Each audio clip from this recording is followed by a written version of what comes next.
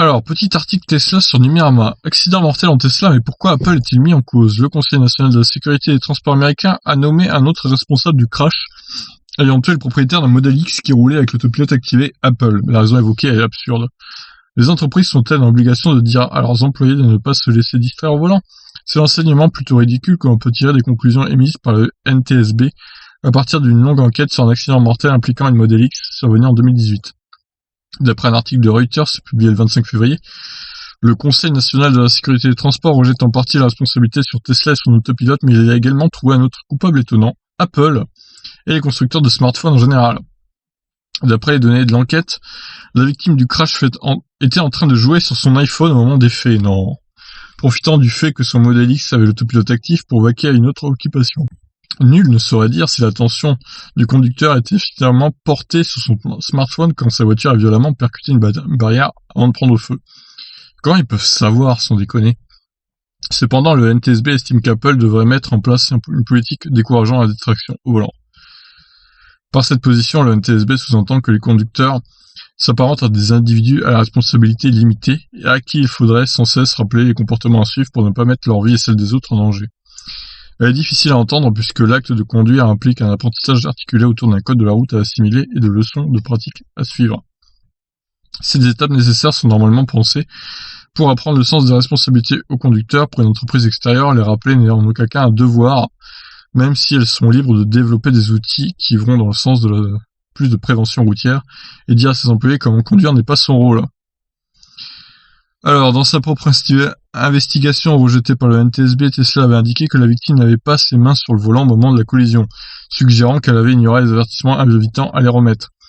Pour le NTSB, l'accident est dû aux limitations du système et au manque d'attention du conducteur, probablement en raison d'une distraction liée à une application smartphone et à une confiance excessive accordée à l'autopilote. L'état de la barrière de sécurité endommagée à l'époque de l'accident était également en cause. Derrière cette mise au pilori de Tesla et d'Apple, il y a surtout un combat mené par le NTSB à l'encontre des aides comparables à la conduite semi-autonome. Il est temps d'arrêter d'autoriser les conducteurs à profiter de véhicules partiellement autonomes et de prétendre qu'ils sont des voitures autonomes. Car il n'y a pas de voiture autonome, clame le président Robert Sonnewalt. À ses yeux, les technologies développées par Tesla ne sont pas suffisamment préventives et devraient être accompagnées de mesures de protection accrues. Les voitures semi-autonomes peuvent rendre les gens trop confiants, alertant sur la dangerosité de ces systèmes trop évolués pour être maîtrisés. Enfin, avec le NTSB, Tesla s'est toujours défendu en disant que les utilisateurs doivent rester vigilants en toutes circonstances, au cas où il faudrait reprendre le contrôle. L'agence NHTSA, chargée de la sécurité routière de la régulation des voitures aux États-Unis, estime pour sa part que les véhicules motorisés requièrent que les conducteurs humains doivent être en contrôle tout le temps. En Europe, les autorités ont forcé Tesla à réduire l'efficacité de l'autopilote. Et oui, il est moins efficace l'autopilote, c'est une régression pour l'Europe.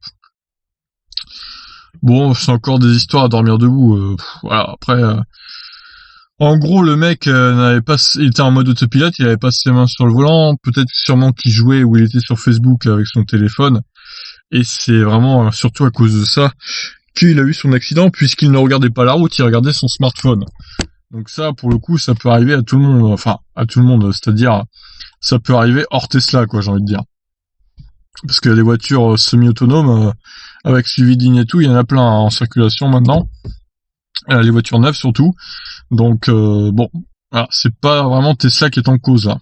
Mais le mec, là, le président de la NTSB semble anti-Tesla, hein, parce que il dit clairement que les voitures Tesla ne sont pas des voitures autonomes. Bon, il a pas vraiment tort, hein, c'est pas du pilotage automatique à 100%. Mais bon, voilà, après, je sais pas où ça ira, cette enquête, mais franchement, ça vaut à peine le coup d'en parler, hein, franchement. Voilà, j'aimerais votre avis, hein, sur cette histoire. Je vous laisse. Ciao.